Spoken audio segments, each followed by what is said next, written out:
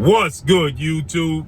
It's your boy, Blue Blood Sports TV, back at y'all with another one.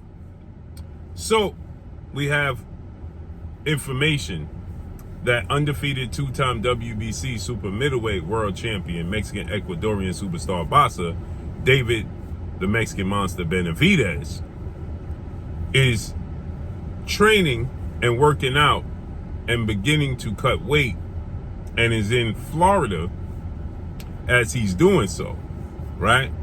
David Benavidez is 28 wins, no loss, no draw, 24 wins by way of knockout, 27 years of age, 6'2" with a 75-inch arm reach. David Benavidez is linked to the fight that he's been seeking out for an extremely long time, and that's a fight with Canelo Álvarez, May 4th, Cinco de Mayo weekend. So it's said that David Benavidez, Canelo Álvarez confirmed that he's in conversations and in talks with either David Benavidez or Jermall Charlo for his fight May 4th. And so it's said that David Benavidez, who's in Florida training, David Benavidez typically stays in his home state of Washington, Seattle, Washington, right?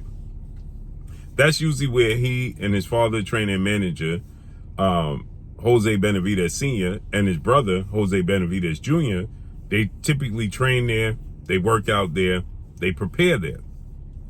So is this an indication that David Benavidez is finally going to land the fight he's been seeking out with 4-division world champion, Mexican superstar boxer, who is widely acknowledged as the face of the sport of boxing and is the undisputed super middleweight world champion in Saul Canelo Álvarez, who is 60 wins, 2 losses, 2 draws, 39 big wins by way of knockout, 33 years of age, 5'8" with a 70-inch arm reach. Is this a clear indication that David Benavidez is going to be chosen next? No.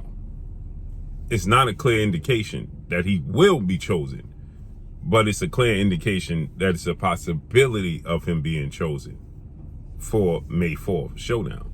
It's a strong possibility that we could see that May 4th, right? So with that said, Canelo Álvarez recently was on Azteca TV, and Canelo Álvarez confirmed that he's definitely in negotiations with David Benavidez, and he's in negotiations with Jermall Charlo. Jermall Charlo's the identical twin brother to Canelo Álvarez's last opponent, if you don't know, in Jermall Charlo, who fights at 154 and was the undisputed junior middleweight world champion. Jermall Charlo is slightly bigger. Jermall Charlo is the world champion in 2 separate weight classes, 154 and 160. He's undefeated. He is 6 feet tall with a 74-inch arm reach. He's 33 wins, no loss, no draw, 22 wins by way of knockout, 33 years of age. Jermall Charlo is slightly smaller, 5'11.5" with a 73.5-inch arm reach. Hence the reason why Jermall is considered Big Charlo, right? So with that said, this is great news for David Benavidez. Why is this great news for David Benavidez, in my opinion? David Benavidez over anybody, okay? David Benavidez over Jermall Charlo. David Benavidez over Terrence Bud Crawford deserves his opportunity. Terrence Bud Crawford is a major fight for Canelo Álvarez. It's a major legacy fight for Canelo Álvarez. It's a major legacy fight for Terrence Crawford. But Terrence Crawford is highly accomplished. The fight itself is massive, right? Terrence Crawford is widely acknowledged as the best pound-for-pound fighter in the world. Terrence Crawford is a 3-division champion. He's undisputed in 2 separate weight classes. Terrence Crawford is 40 wins, no loss, no draw, 31 big wins by way of knockout. He's 36 years of age, 5'8" with a 74-inch arm reach. He's considered a smaller guy. David Benavidez is the world champion, okay, at 168. He never lost his titles in the ring. He never lost, obviously. He's undefeated. And he lost his WBC title after he beat Ronald Graville. And he lost it due to recreational D-Rugs use outside the sport of boxing. Recreational D-Rugs use outside the sport of boxing. Then he regained it from Anthony Durrell, who beat Anthony Durrell beat somebody for the vacant WBC title. Then David Benavidez beats Anthony Durrell and picks up the WBC title once again, making him a two-time WBC champion. Then we deal with a global pandemic. And in the mix of a global pandemic, David Benavidez, one of the first fights coming back, the live sports, without fans in attendance, David Benavidez misses weight. Now, keep in mind, everything is completely shut down, okay?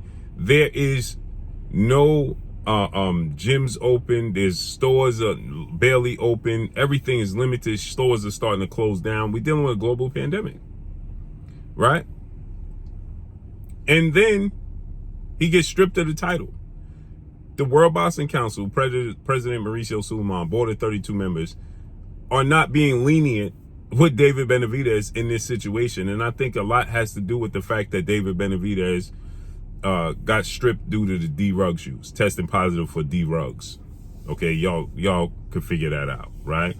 And he was stripped of his title. That's entertainment outside the sport of boxing. They just didn't want that black eye for their sanction body.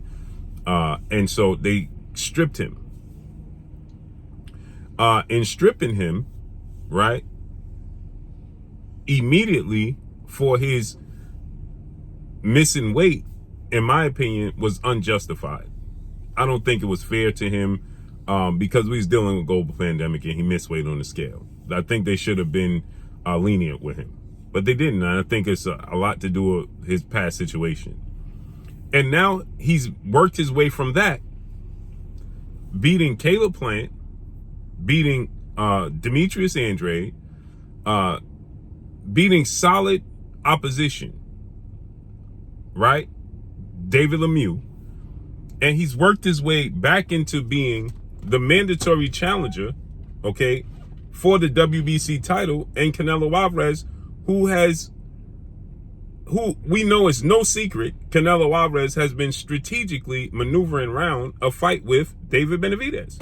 The moment David Benavidez was stripped of his WBC title due to recreational D-Rugs use outside the sport of boxing, the moment he was stripped of that WBC title, Canelo Álvarez and his team petitioned the WBC to fight for the vacant WBC title immediately. And they tried to fight Canelo tried to fight his sparring partner for the title. Then he was awarded, that was turned down. Oscar De La Hoya, Golden Boy Promotions, DAZN turned that down. Avni Yildirim. He tried to fight Avni Yildirim for that title, who was his former sparring partner for the vacant WBC title. They said, no, we're not going to sanction that. We're not going to allow that. So then Canelo Álvarez petitioned the WBA. He got out his contract with Golden Boy Promotions. He left them, came back to DAZN, and signed agreement for the WBC vacant title, which was stripped of David Benavidez, to face off against Caleb Smith, who was the undefeated WBA super middleweight world champion, British superstar boxer. So he fought against Caleb Smith for the WBA title and the vacant WBC title. Then he still fought Avni Yildirim next, just to show that he can do what he wants. And then after that, he came back, he fought the WBO super middleweight champion, Billy Joe Saunders. He stopped him, and then he fought Caleb Plant for undisputed. But strategically, he maneuvered around fighting David Benavidez, because David Benavidez held the title, and the moment he didn't hold the title, Canelo Álvarez looked to fight David Benavidez. The very moment he was stripped of the title, they immediately petitioned to fight for his vacant WBC title. Immediately. right? And so now that he's training and he's even in a conversation to fight Canelo Álvarez, he deserves to get his opportunity to fight Canelo Álvarez over Terence Crawford, who's a welterweight, over Jermell Charlo, who is a junior middleweight, and over Jamal Charlo, who is a middleweight. He fights, and this was always his division from the very beginning. From the moment he beat Ronald Graville, David Benavidez was considered the best fighter at 168. The moment he beat Ronald Graville, okay, and became the world champion there, he was considered the best fighter at 168. And the fight that everybody wanted to see was David Benavidez versus Caleb Plant, who was the undefeated IBF champion, who beat Jose Uzcategui. Once he beat Jose Uzcategui, Caleb Plant did, right, and won the IBF title.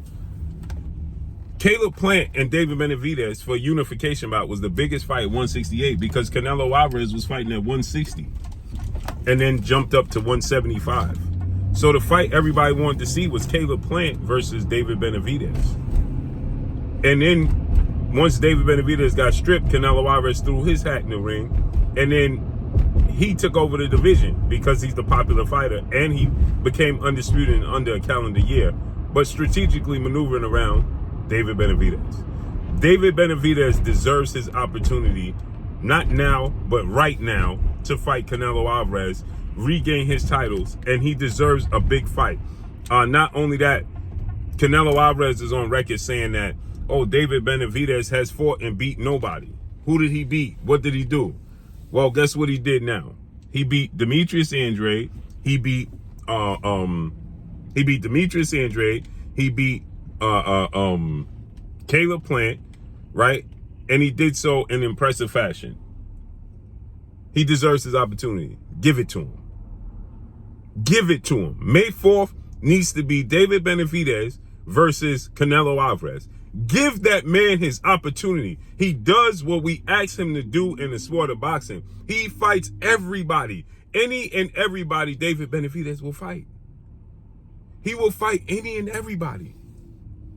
He deserves his opportunity. He's not sitting on the shelf crying that Canelo Álvarez is not giving him his opportunity.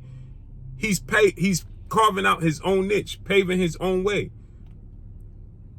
And the WBC needs to uphold their rules and give that man his opportunity. They said that they was going to give Canelo Álvarez a certain time frame before he had to make a decision. Well, the decision needed to be made ASAP. So I hope it's David Benavidez. This is no slight to Terence Crawford. It's no slight to Jamal Charlo. I pray that David Benavidez gets his opportunity. He deserves his opportunity.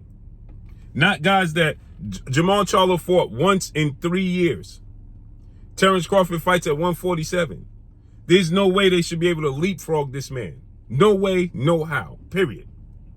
And that's all I got for y'all. Make sure you hit the like button. Drop a comment in the comment section. David Benavidez is training in Florida. Let's see how this unfolds and plays out. That's all I got for y'all, man. Make sure you hit the like button. Drop a comment in the comment section. Let me know what y'all think. Y'all already know what it is. It's your boy Blue, Blue Blood Sports TV. Hate, like, comment, and subscribe. If you haven't subscribed, hit the subscribe button, hit the like button, hit the bell icon to get all the new notifications. Follow me on Instagram at Blue Blood Sports TV, all one word. That's all I got for y'all. I'm gone. Peace.